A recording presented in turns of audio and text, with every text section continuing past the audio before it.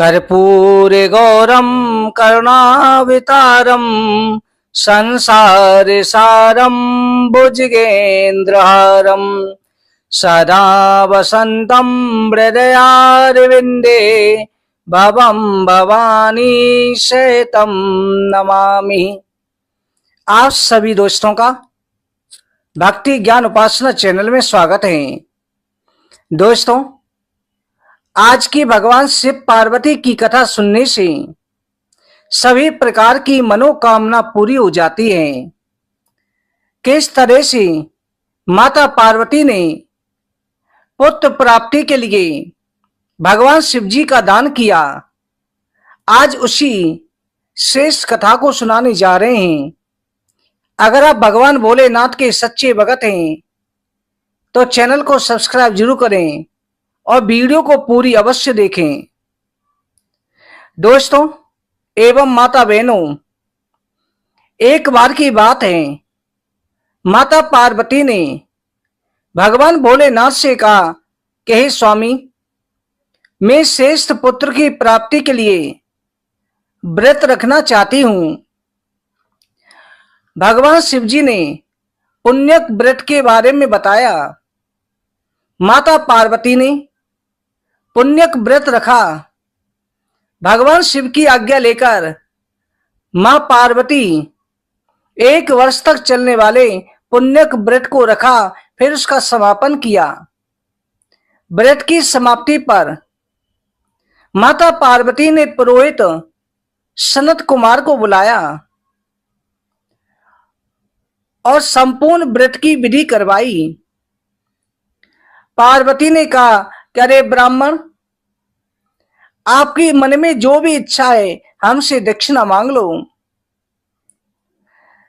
सनत कुमार ने कहा कि हे माते, मैं आपसे दक्षिणा अवश्य लूंगा, क्योंकि बिना दक्षिणा के पूजा संपूर्ण नहीं होती। माता पार्वती ने मोह मांगी दक्षिणा देने का सनत कुमार जी को वचन दे दिया। फिर क्या था, पुरोहित बने सनत कुमार ने अस्वाभाविक दक्षिणा की याचना कर दी। कहा कि हे देवी, इस व्रत की दक्षिणा देना चाहती हो तो अपने पति शंकर का मुझे दान दे दीजिए।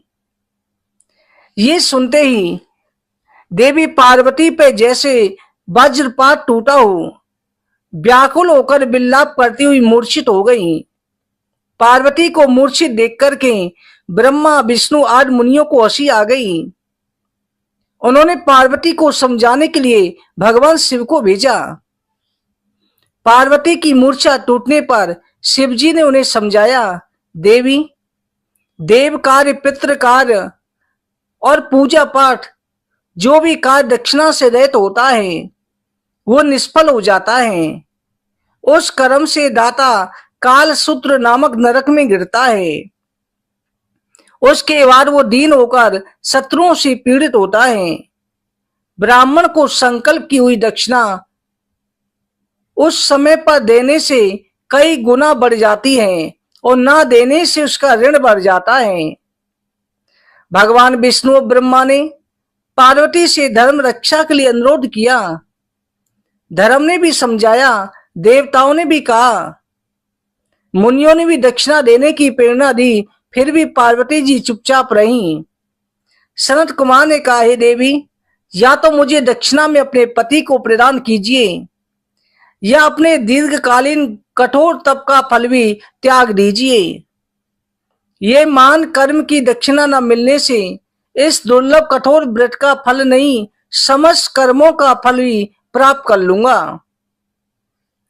पार्वती ने कहा, पति से वंचित हो जाने वाले कर्म से क्या लाभ? दक्षिणा देने और धर्म पुत्र की प्राप्ति से मेरा क्या हित होगा?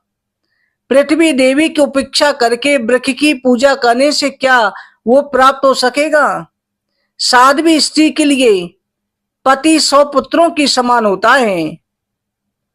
ऐसी स्थिति में यदि व्रत में अपने पति की दक्षिणा दे दी जाए तो पुत्र से क्या लाभ?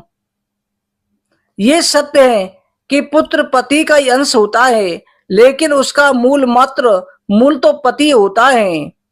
इसलिए पति का दान मैं कभी नहीं कर सकती। उसी समय आकाश में देवता और ऋषियों ने एक रत्न निर्मित रथ देखा जो पार्षदों से गिरा था। उस रथ से भगवान श्री नारायण उतरकर देवताओं के सम्मुख प्रकट हुए। जो आदि नारायण हैं वो प्रकट हुए।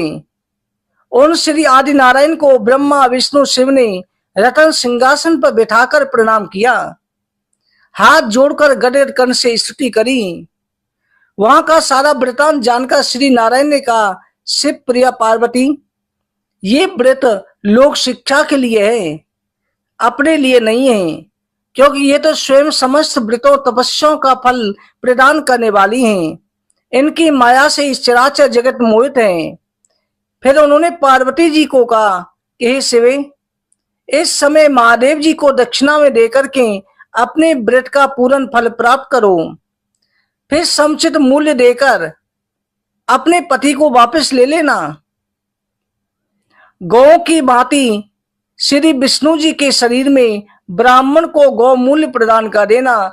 अपने पति को वापस लेने के लिए आप इस ब्राह्मण को गौ का दान कर देना, क्योंकि गौ के अंदर ब्रह्मा विष्णु महेश सभी का वास है।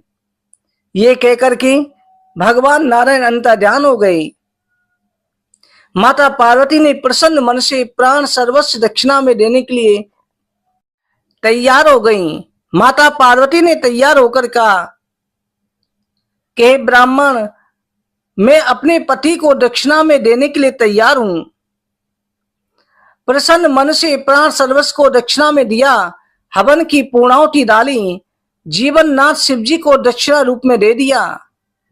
इसके बाद उन्होंने पुरुष सनत कुमार से निवेदन किया कि हे ब्राह्मण, गौ का मूल्य मेरे पति के बराबर है, मैं आपको अति सुंदर 1,00,000 गौ प्रदान करूंगी। इसके बदले में आप मेरे जीवन सर्वस्व को लौटा दें। प्राणनाथ के मिल जाने से मैं पुनः ब्राह्मण को विपुल दक्षिणाएं प्रदान करूंगी। तब सनत कुमार ने कहा, देवी, मैं ब्राह्मण हूं, मैं 1,00,000 गौ लेकर क्या करूंगा?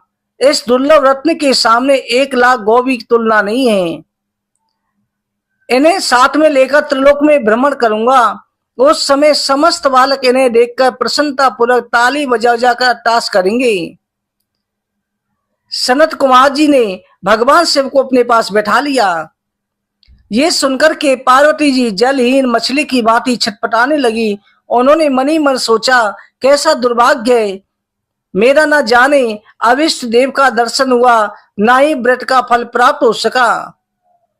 माता पार्वती अधीर हो गई। अचानक उसी समय आकाश में तेज प्रकट हुआ। उस तेज समूह को देखकर पार्वती ने उनसे अपने ऊपर दया करने को कहा। उस तेज के मध्य में विश्व मोहन श्री कृष्ण भगवान के स्वरूप के दर्शन हुए। ऐसे भुवन मोहन अनूप रूप को देखकर भगवती पार्वती उन्हीं के समान पुत्र की कामना करने लगी। उसी क्षण उन्हें वरदान प्राप्त हो गया। तदनंतर तेज वहीं पर अंतर्ध्यान हो गया। तब देवताओं ने ब्रह्मपुर सनत कुमार को समझाया। तब सनत कुमार जी ने भगवान शिव जी को गाय के बदले पार्वती जी को लौटा दिया।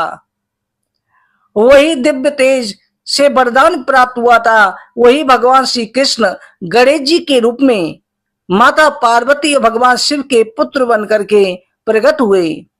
बोलो गणपति भगवान की जय।